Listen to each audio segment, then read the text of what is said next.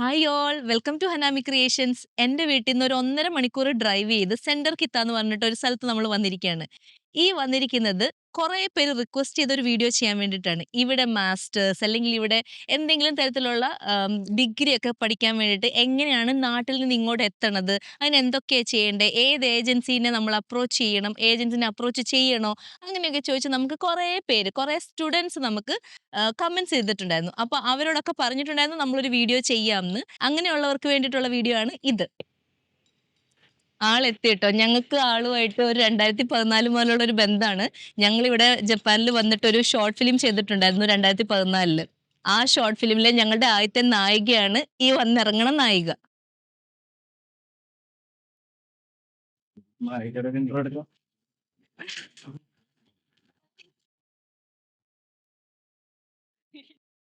നമ്മള് എത്ര എത്ര നല്ല ഗുഡ് അല്ലേ? 10 കൊല്ലം ഇത് അത്ര 2014. അതെ. ഷോർട്ട് ഫിലിം പറഞ്ഞോളൂ. ആണോ? നമ്മൾ ഷോർട്ട് ഫിലിമിന്റെ കാര്യം ഇപ്പൊ പറഞ്ഞു നിർത്തിയോളൂ. ഞങ്ങളുടെ ആദ്യത്തെ നായികയാണ് നായകൻ. ഇതിലൊന്നും ഇട്ടേക്കന്നെ. ഇല്ല ഇല്ല ഇല്ല ഇല്ല ഇല്ല.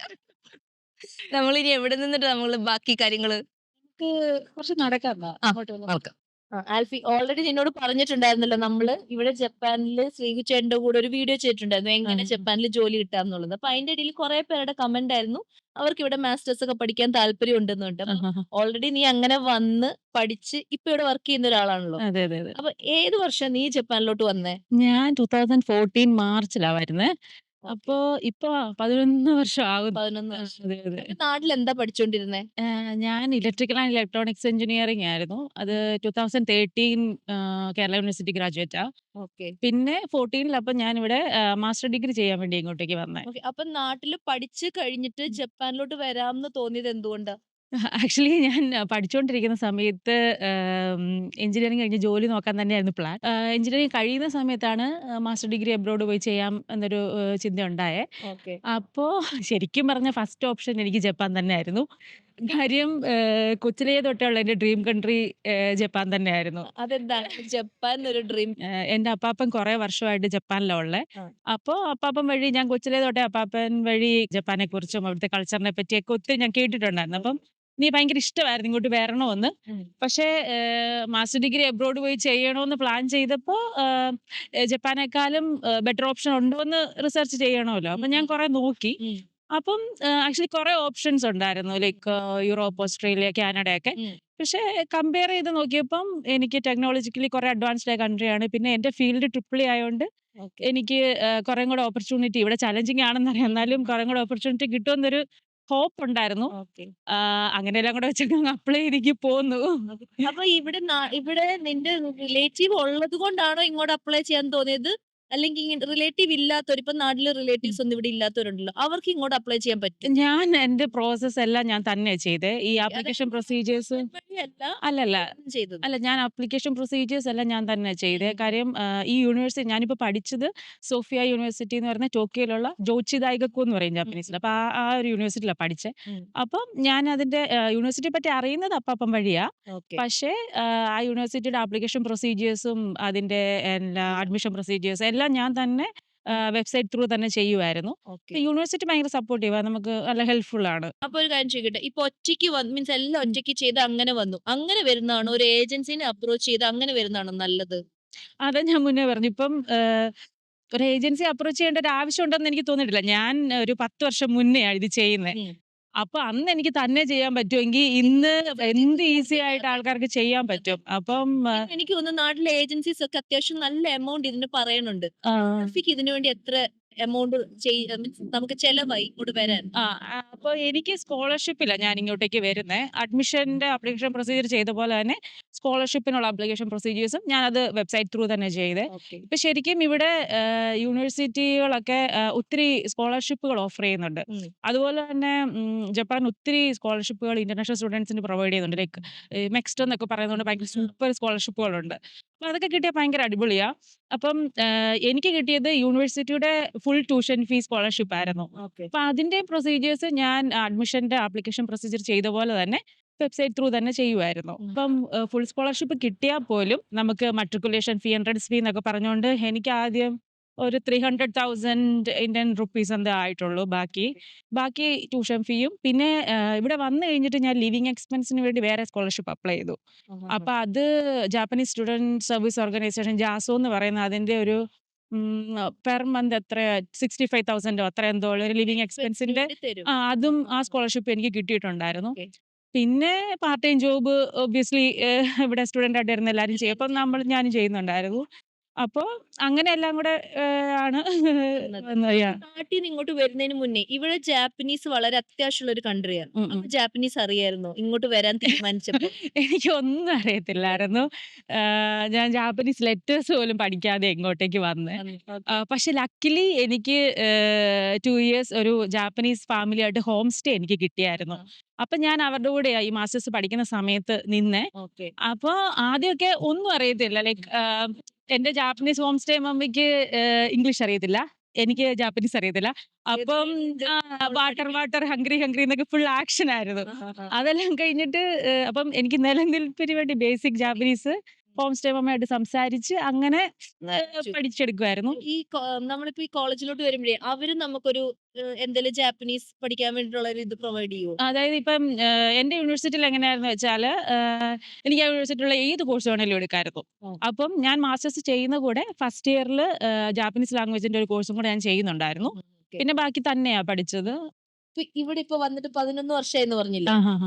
അപ്പൊ ഇത്രയും വർഷം കഴിഞ്ഞപ്പോ ജപ്പാനിലോട്ട് വന്ന ഡിസിഷൻ കറക്റ്റ് ആയി എന്ന് തോന്നുന്നുണ്ടോ? ഡെഫിനറ്റ് ആയിട്ടും തോന്നുന്നുണ്ട്. ഇപ്പൊ ചേച്ചി ചേട്ടായിയൊക്കെ ആണെങ്കിലും കുറെ വർഷമായിട്ട് ഇവിടെ ഉള്ളതല്ലേ. അപ്പം നിങ്ങൾക്കും ആ ഫീൽ ചെയ്യുന്നില്ലേ ഭയങ്കര പീസ്ഫുള്ളും സേഫ് ആയിട്ടുള്ള ഒരു കൺട്രിയാ, ജീവിക്കാൻ ഭയങ്കര സമാധാനത്തോടെ ജീവിക്കാൻ പറ്റിയൊരു കൺട്രിയാന്ന് ഫീൽ ചെയ്യുന്നുണ്ട്. അപ്പം ശരിക്കും ജീവിക്കാൻ ഭയങ്കര സുഖമുള്ളൊരു കൺട്രിയാണ് ഇവിടെ. അപ്പം വരാൻ ആഗ്രഹിക്കുന്നവർ എന്നായാലും വരണമെന്ന് ഞാൻ പറയും. അപ്പൊ ഈ നാട്ടിൽ നിന്ന് ഇപ്പൊ ഇങ്ങോട്ട് മാസ്റ്റേഴ്സ് ഒക്കെ എടുക്കാൻ വരുന്നവർക്ക് ജപ്പാൻ ഒരു നല്ല ഓപ്ഷൻ ആണോ? എങ്ങനെ ഇപ്പം എല്ലാവർക്കും നല്ല ഓപ്ഷൻ ആണെന്നോ? കൺട്രീസ് നമുക്ക് വേറെ ഇപ്പൊ ഓസ്ട്രേലിയ കാനഡയിലോട്ടൊക്കെ ഇഷ്ടംപോലെ സ്റ്റുഡന്റ് വിസയിൽ ആൾക്കാർ പോകുന്നുണ്ട്. അപ്പൊ അത് കമ്പയർ ചെയ്യുമ്പോൾ ജപ്പാൻ നല്ലൊരു ഓപ്ഷൻ ആണോ? അങ്ങനെ ജനറലൈസ് ചെയ്ത് എനിക്ക് പറയാൻ പറ്റത്തില്ല. ബിക്കോസ് ജപ്പാനിൽ ഇപ്പോഴും ജാപ്പനീസ് ലാംഗ്വേജ് ഒരു ബാരിയർ തന്നെയാണ്. അപ്പോ ഇപ്പം നമ്മൾ കോമൺ ആയിട്ട് നാട്ടിൽ നിന്ന് നോക്കുന്ന മുന്നേ ചോദിച്ചില്ലേ കുറെ കൺട്രീസ് ഉണ്ടല്ലോ like Australia, Canada, UK, New Zealand ഒക്കെ. അപ്പൊ അവിടെയൊക്കെ ആകുമ്പോൾ നമുക്ക് ആ ലാംഗ്വേജ് ബാരിയറിന്റെ ഒരു ഇഷ്യൂ വരുന്നില്ല. നമുക്ക് ഇംഗ്ലീഷ് യൂസ് ചെയ്യാം. അപ്പം ഭയങ്കര ഈസിയാണ്. പക്ഷെ ഇവിടെ എന്ന് പറയുമ്പോൾ നമ്മൾ പുതിയൊരു ലാംഗ്വേജും കൂടെ പഠിക്കണം. അപ്പൊ അങ്ങനെ ഒരു ഇഷ്യൂ വരുന്നുണ്ട്. പിന്നെ ഇപ്പൊ ഞാൻ വർക്ക് ചെയ്യുന്നത് ഒരു ജർമ്മൻ കമ്പനിയിലാ. ഞാൻ വർക്ക് ചെയ്യുന്ന ജർമ്മൻ കമ്പനിയിലാണെങ്കിൽ പോലും ഇവിടുത്തെ full documentation, meetings, presentations, communication എല്ലാം ജാപ്പനീസിൽ തന്നെയാ ചെയ്യുന്നത്. അപ്പം ജാപ്പനീസിന്റെ ഇമ്പോർട്ടൻസ് അത്രയും ഉണ്ട് നമ്മൾ വർക്ക് ചെയ്യുമ്പോഴും. അപ്പോ പക്ഷെ ഇപ്പൊ നിങ്ങൾക്ക് ജപ്പാൻ ഭയങ്കര ഇഷ്ടമാണ്. നിങ്ങൾക്ക് ഇവിടുത്തെ ജാപ്പനീസ് കൾച്ചർ, ഫുഡ്, ആനിമെ, പിന്നെന്താ ലൈഫ് സ്റ്റൈലൊക്കെ ഭയങ്കര ഇഷ്ടമാണ്. ഇവിടെ നിക്കണം, കുറെ വർഷം ഇവിടെ വർക്ക് ചെയ്യണം, അല്ലെ സെറ്റിൽ ചെയ്യണം എന്നൊക്കെ ആഗ്രഹിക്കുന്നവരാണെങ്കിൽ ഉറപ്പായിട്ടും ജാപ്പനീസ് ലാംഗ്വേജും കൂടെ പഠിക്കാനുള്ള എഫേർട്ട് ഉറപ്പായിട്ടും എടുക്കുമല്ലോ. അപ്പം അപ്പൊ അങ്ങനെയുള്ളവര് ഉറപ്പായിട്ടും വരണമെന്ന് ഞാൻ പറയും. അത് പറയുമ്പോൾ ജാപ്പനീസ് ലാംഗ്വേജ് പഠിക്കാൻ വേണ്ടി ജപ്പാനിലോട്ട് വരണം എന്ന് നിർബന്ധമില്ല. നമുക്ക് ഇന്ത്യയിൽ തന്നെ ഒരുപാട് ജാപ്പനീസ് സ്കൂൾസ് ഉണ്ട് ലാംഗ്വേജ് പഠിപ്പിക്കുന്നത്.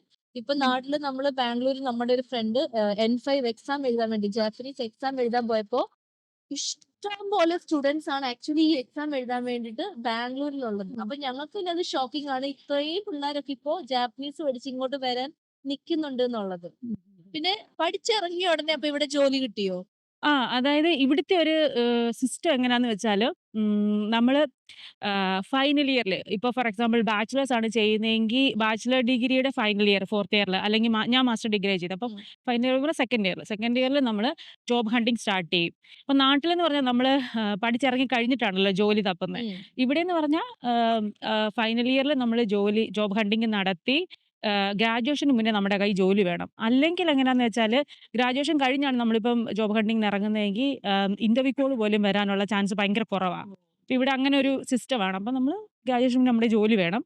അപ്പം ഫൈനൽ ഇയർ എന്ന് പറയുന്നത് ഭയങ്കര സ്ട്രഗിൾ ഉള്ള സമയം. അതായത് നമ്മുടെ ഫൈനൽ തീസിസ് എഴുതണം, ജോബ് ഹണ്ടിങ്ങിന് പോകണം. പിന്നെ ഇവിടുത്തെ ഇന്റർവ്യൂസ് എന്നൊക്കെ പറയുന്നതും എന്നാ പറയുന്നെ ഒരു നാട്ടിലെ പോലെ തന്നെ 5 to 6 ലെവൽ ഇന്റർവ്യൂസ് ഒക്കെയാണ്. അപ്പം എല്ലാ ഇന്റർവ്യൂസും ജാപ്പനീസിൽ തന്നെ ആയിരിക്കും ഹെൽഡ് ചെയ്യുന്നത്. ഇപ്പൊ ലൈക്ക് HR ഉണ്ട്, ടെക്നിക്കൽ ഉണ്ട്, മാനേജ്മെന്റ് ഉണ്ട്, പ്രസന്റേഷൻ ചില കമ്പനിക്കൊക്കെ കൊടുക്കണം. അപ്പൊ ഞാൻ ഇപ്പൊ വർക്ക് ചെയ്യുന്ന കമ്പനിയിൽ പ്രസന്റേഷൻസ് ഒക്കെ എടുക്കണമായിരുന്നു. അപ്പൊ അങ്ങനെ അതും ജാപ്പനീസിൽ. സോ ശരിക്കും 5 to 6 ലെവൽസ് ഇന്റർവ്യൂസ് നമ്മൾ അറ്റൻഡ് ചെയ്തത് അതെല്ലാം ജാപ്പനീസിലായിരിക്കും. അപ്പം പറയുന്ന പോലെ അത്ര എളുപ്പമല്ല ശരിക്കും ഇന്റർവ്യൂസ് പാസ്സാകാൻ. പിന്നെ പഠിച്ച് ഇറങ്ങണേന് മുന്നേ ജോലി സെർച്ച് ചെയ്യണമെന്ന് പറഞ്ഞത് നമുക്ക് ആ ഒരു മാസ്റ്റേഴ്സ് കഴിയുമ്പോൾ നമ്മളുടെ വിസ വാലിഡിറ്റി കഴിയൂ? ഇല്ലില്ല. ഇപ്പൊ എന്റെ സ്റ്റുഡന്റ് വിസ എന്ന് പറഞ്ഞത് എനിക്ക് സ്റ്റാമ്പ് ചെയ്ത് തന്നത് 2 ഇയേഴ്സ് 3 മന്ത്സ് ആയിരുന്നു. ഓക്കെ. അപ്പം പക്ഷേ ഇവിടുത്തെ സിസ്റ്റം എങ്ങനാന്ന് വെച്ചാൽ നമുക്ക് ഗ്രാജുവേഷന് മുന്നേ ജോലി കിട്ടിയില്ലെങ്കിൽ ഓ. പിന്നെ ഓക്കെ ഇപ്പൊ ഏത് യൂണിവേഴ്സിറ്റിയിലാ പഠിക്കുന്നേ എന്നുള്ളൊരു ക്വസ്റ്റ്യൻ ഉറപ്പായിട്ട് ഇന്റർവ്യൂവിൽ ചോദിക്കും. അപ്പം ഞാൻ ഓക്കെ ജോച്ചിദായി ഗഗുൽ ഓക്കെ ഏത് ഇയർ പാസ് ഔട്ട്? അപ്പം ഞാൻ നെക്സ്റ്റ് മാർച്ച് ഗ്രാജുവേറ്റ് ആകും എന്ന് പറയുന്നതിനാണ് ദാറ്റ് ഞാൻ ഓൾറെഡി പാസ് ഔട്ട് ആയി എന്ന് പറയുന്നതിലും വിലയുള്ളത്. പിന്നെ വിലയുടെ മാത്രമല്ല ഗ്രാജുവേറ്റ് ആയിട്ട് നമ്മുടെ കൈ ജോലി ഇല്ലെങ്കിൽ ഇതിനത്ര പോരാന്നൊരു മെന്റാലിറ്റി ഉണ്ട് ഇവർക്ക്. അപ്പം ഗ്രാജുവേഷൻ കഴിഞ്ഞ് നമ്മൾ അപ്ലൈ ചെയ്ത ഇന്റർവ്യൂ ഓൾറെഡി ഗ്രാജുവേറ്റ് ആയി അതുവരെ ജോലിയൊന്നും കിട്ടിയിട്ടില്ല അങ്ങനെ ഒരാളാണെന്നൊരു ഫീൽ ഉണ്ട് അവർക്ക്. അപ്പം ഇന്റർവ്യൂ കോൾസ് കിട്ടാനും പാടാണ്. പിന്നെ ഇവിടെ ഇന്റർവ്യൂസ് ഒക്കെ എന്നാ പറയുന്നത് ജോബ് ഫെയേഴ്സ് ഒക്കെ നടത്തുന്നുണ്ട്. അപ്പൊ കുറെ കമ്പനീസ് ഇങ്ങനെ വരും. അപ്പൊ അവരുടെ സെറ്റ്സുമേക്കായി മറ്റേ എന്നാ അതിന് പറയുന്നത് എക്സ്പ്ലനേഷൻ മീറ്റിങ്ങുകളുണ്ട്.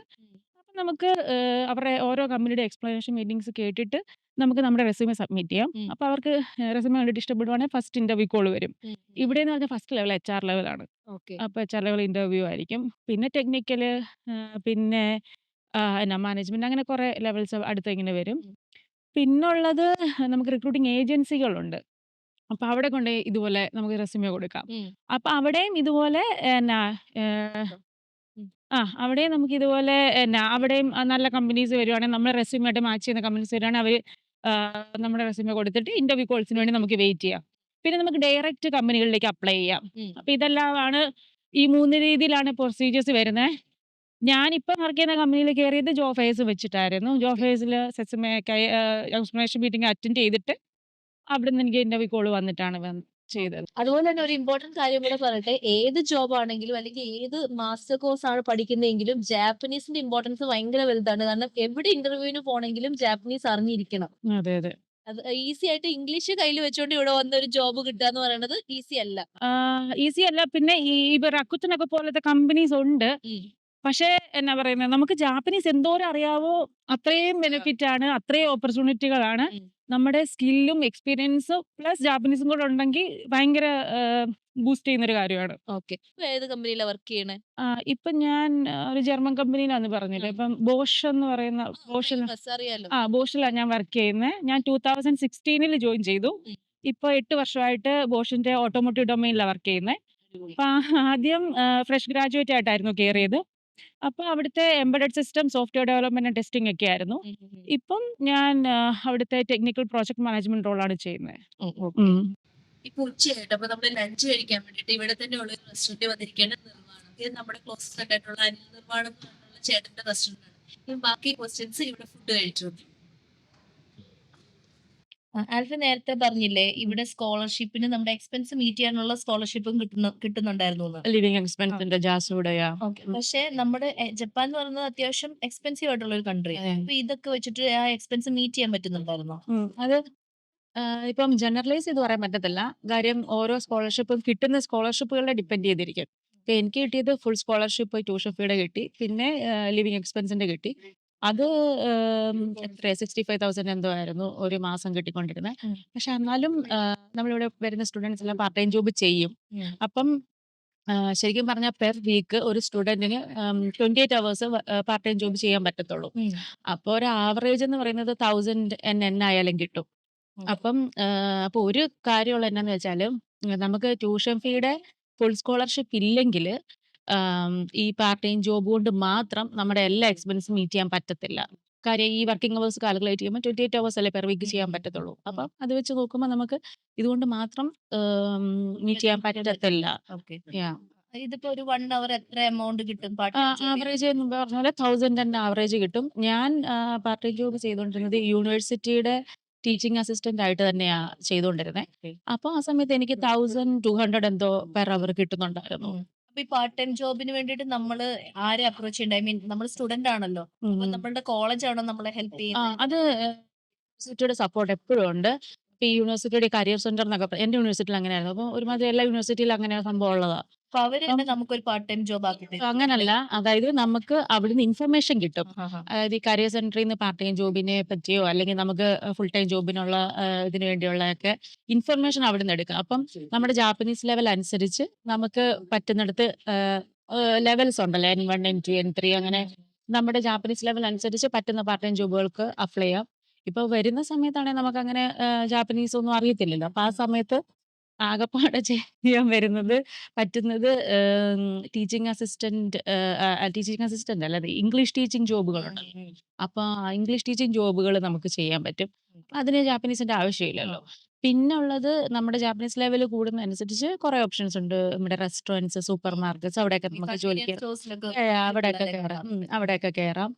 ഞാനിപ്പോ ഒരു കാര്യം സാധാരണ നാട്ടിൽ കാണുന്ന സാധാരണ ഒരാൾക്ക് മനസ്സിലാൻ വേണ്ടിയിട്ട് ഒരു കാര്യം ഒന്നുകൂടി ചോദിക്കട്ടെ? ഉം. ഇവിടെ യൂണിവേഴ്സിറ്റിയിൽ വരുമ്പോ നമ്മുടെ നാട്ടിലെ സാധാ ഗൂഗിൾ ചെയ്ത് ഉം. യൂണിവേഴ്സിറ്റീസ് ഇൻ ജപ്പാൻ എന്ന് കൊടുക്കുമ്പോൾ ഇവിടുത്തെ എല്ലാ യൂണിവേഴ്സിറ്റീസും ലിസ്റ്റ് വരും. ആ വെബ്സൈറ്റിൽ കേറിയിട്ട് അവർ അപ്ലൈ ചെയ്താൽ പോരെ? സിമ്പിൾ ആയിട്ടുള്ള കാര്യമാണ്. ഇപ്പം അല്ലെങ്കിൽ ഒരു ടോപ്പ് 50 യൂണിവേഴ്സിറ്റീസ് ഇൻ ജപ്പാൻ എന്നോ എന്തെങ്കിലുമൊക്കെ ഗൂഗിൾ ചെയ്ത് നമുക്ക് ഇങ്ങനെ ലിസ്റ്റ് വരുമല്ലോ. ഉം. അപ്പം നമുക്ക് ഓരോ യൂണിവേഴ്സിറ്റി എത്രാമത്തെ റാങ്ക് ലിസ്റ്റിലാ കിടക്കുന്നത് നമുക്ക് കാണാൻ പറ്റും.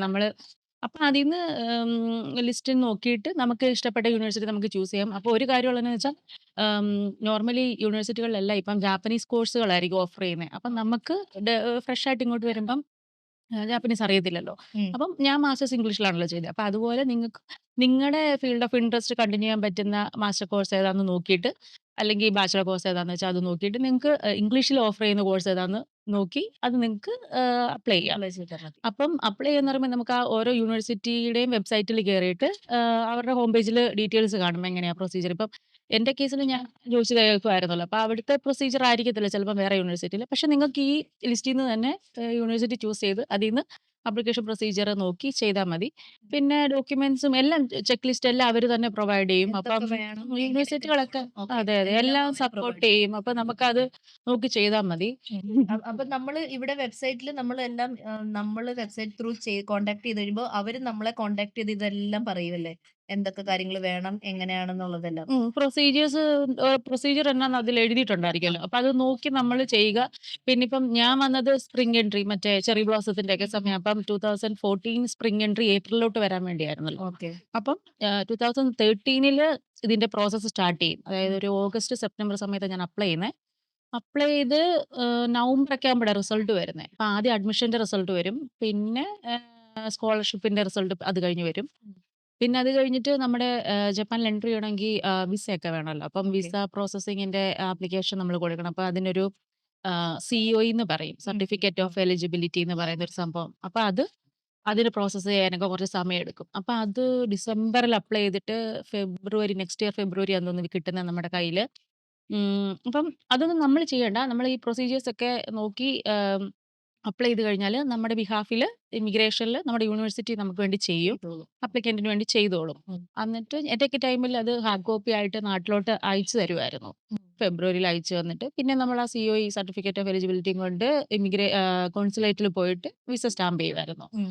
അപ്പോ ഇപ്പോന്ന് പറഞ്ഞാല് ഹാർഡ് കോപ്പി ആയിട്ട് പോസ്റ്റിലൊന്നും അയച്ചു തരുമല്ല. യൂണിവേഴ്സിറ്റി കിട്ടിക്കഴിയുമ്പോൾ നമുക്ക് മെയിൽ ചെയ്ത് തരും. ഓക്കെ. അങ്ങനത്തെ അത്രയും സിസ്റ്റം ആയിട്ടുണ്ട്. അപ്പൊ ഈ ടോട്ടൽ അപ്പൊ ഈ നമ്മള് വെബ്സൈറ്റിൽ ഇതൊക്കെ അപ്ലൈ ചെയ്ത് എല്ലാം കഴിഞ്ഞ് ഇവിടെ വരുന്ന വരെയുള്ള പ്രൊസീജിയേഴ്സ് എത്ര ടൈം എടുക്കും ടോട്ടൽ? ഇപ്പൊ എന്റെ കേസിൽ 2013 ഓഗസ്റ്റ് സെപ്റ്റംബർ ടൈമിലാ ഞാൻ അപ്ലൈ കൊടുത്തേ. ചെയ്തു. ഇപ്പം ഞാൻ വരുന്നത് മാർച്ചിലാണ്. അപ്പൊ ഒരു 7-8 മന്ത്സ് എടുത്തു. എടുത്തു. കാര്യം ഏപ്രിൽ എൻട്രി ആണല്ലോ. ഉം. ഞാൻ സ്പ്രിംഗ് എൻട്രിയിലാ വരുന്നത്. അതുപോലെ നമ്മളിപ്പോ ഇങ്ങോട്ട് വരാൻ വേണ്ടി നമുക്ക് എയർ ടിക്കറ്റ്, വിസയുടെ എമൗണ്ട് ഇതെല്ലാം യൂണിവേഴ്സിറ്റി ഹെൽപ്പ് ചെയ്യോ അതോ സ്വന്തം കയ്യിൽ നിന്ന് നമ്മൾ ആ എടുക്കണോ?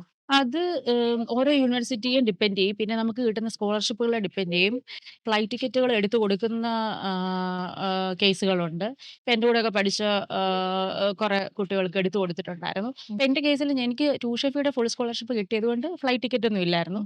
അപ്പൊ ഞാൻ ഫ്ലൈറ്റ് ടിക്കറ്റ് ഞാൻ തന്നെ എടുത്തത്. പക്ഷെ വിസ പ്രോസസ്സിങ്ങിന് അങ്ങനെ പൈസയൊന്നും ആയിട്ടൊന്നുമില്ല. അപ്പൊ ഈ മാസ്റ്റേഴ്സിന് നമുക്ക് നാട്ടില് കൊടുത്ത ഡോക്യുമെന്റ്സ് അല്ലാതെ വേറെ എന്തെങ്കിലും എക്സ്ട്രാ സാധനങ്ങൾ വേണോ?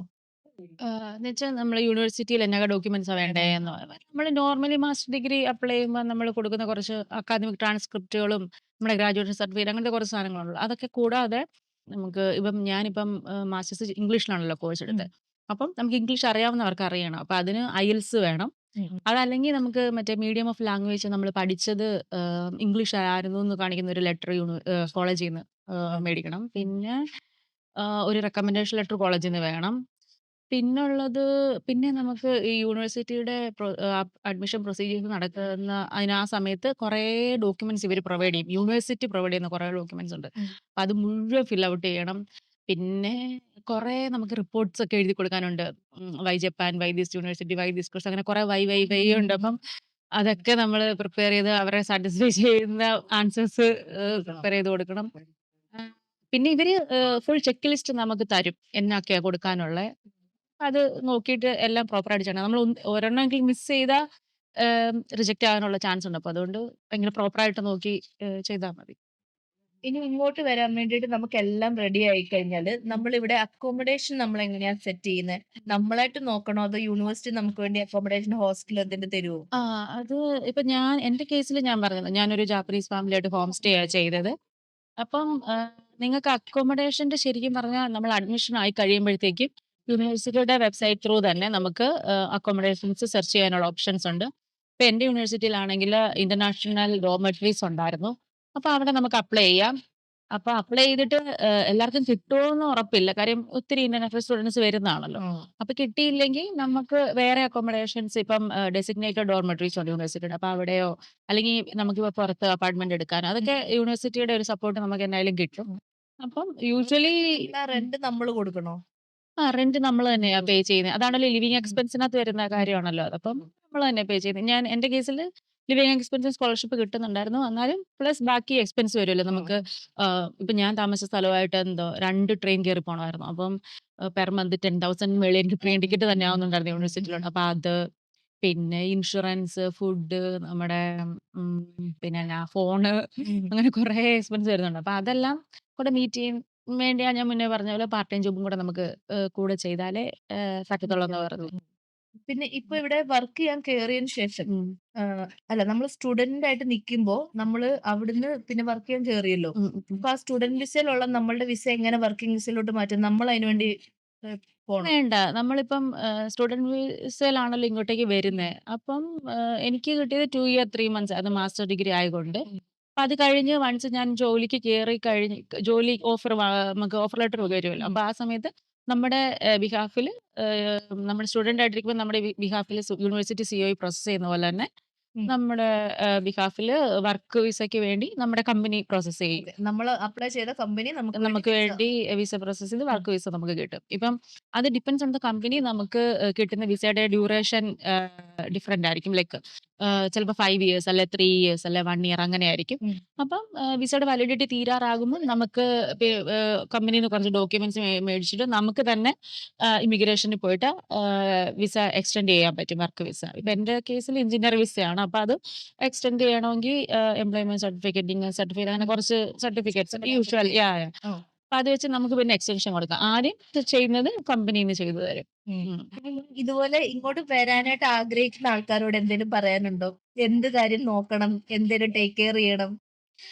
എനിക്ക് ഹൈലി റെക്കമെൻഡ് ചെയ്യാൻ പറ്റുന്ന ഒരു കാര്യം ഞാൻ ജാപ്പനീസ് ഒന്നും പഠിക്കാതെ ഇങ്ങോട്ട് വന്നേ. പക്ഷെ ആണെങ്കി നിങ്ങള് ബേസിക് ജാപ്പനീസ് എങ്കിലും ഇങ്ങോട്ട് പഠിച്ചിട്ട് വരുവാണെങ്കിൽ നിങ്ങളുടെ ലൈഫ് ഭയങ്കര ഈസി ആയിരിക്കും. കാര്യം ഇവിടെ ഏറ്റവും ബേസിക് ആയിട്ടുള്ള ആവശ്യമുള്ള കാര്യമാണല്ലോ ഹോസ്പിറ്റലിൽ എന്തെങ്കിലും ഒരു വയ്യാഴിക വന്നാൽ പോകുക എന്നുള്ളത്. അപ്പൊ സെൻസേക്ക് ഡോക്ടർക്ക് അറിയത്തില്ല, ഇംഗ്ലീഷ് അറിയത്തില്ല. അപ്പൊ നമുക്ക് നമ്മുടെ അറ്റ്ലീസ്റ്റ് പനിയാ വയ്യാന്നൊന്ന് എക്സ്പ്ലെയിൻ ചെയ്യണമെങ്കിൽ നമുക്ക് കുറച്ചെങ്കിലും ജാപ്പനീസ് വേണ്ടേ? അല്ലെങ്കിൽ വേറെ വല്ലവരെയൊക്കെ ഡിപ്പെൻഡ് ചെയ്യേണ്ടി വരും. അപ്പോ ജാപ്പനീസ് എത്രയും അറിയാവോ അത്രയും നിങ്ങളുടെ ലൈഫ് ഈസി ആകും. അപ്പൊ നിങ്ങൾ ഇവിടെ വന്ന് കുറച്ചു കാലം നിൽക്കാനൊക്കെ ആണെങ്കിൽ ബേസിക് ജാപ്പനീസ് എങ്കിലും പഠിച്ചിട്ട് ഇങ്ങോട്ട് വരുന്നതായിരിക്കും ഞാൻ നല്ലത്. ഇത്രയും നാൾ ഇവിടെ നിന്നിട്ടും ഞാൻ ഇപ്പോഴും സ്ട്രഗിൾ ചെയ്യുന്നുണ്ട് ഒരു ഹോസ്പിറ്റലിൽ പോയിട്ട് പല കാര്യങ്ങളും പറയാൻ വേണ്ടിയിട്ട്. അപ്പൊ സ്റ്റുഡന്റ് ആയിട്ടൊക്കെ ആദ്യമായിട്ട് വരുന്നവര് തീർച്ചയായിട്ടും അറിയുന്നതാണ് നല്ലത്. അതെ, അതെ, അതെ. അപ്പൊ ഇവിടെ ജപ്പാനിൽ സ്റ്റുഡന്റ് വിസയിലൊക്കെ വരാൻ ആഗ്രഹിക്കുന്നവര് അല്ലെങ്കിൽ ഇവിടെ മാസ്റ്റേഴ്സ് ഒക്കെ പഠിക്കാൻ ആഗ്രഹിക്കുന്നവര് ഇപ്പൊ നമ്മൾ പറഞ്ഞിരിക്കുന്ന ഈ കാര്യങ്ങളൊക്കെ ടേക്ക് കെയർ ചെയ്താൽ മതി. അപ്പൊ നിങ്ങളുടെ ഡ്രീമും സാധ്യമാവട്ടെ. നിങ്ങൾക്ക് നല്ല ബെസ്റ്റ് ഓഫ് ലക്ക് പറഞ്ഞുകൊണ്ട് നിങ്ങളുടെ ഒരു നല്ല ഫ്യൂച്ചർ മുന്നിൽ കണ്ടുകൊണ്ട് thank you for watching. By.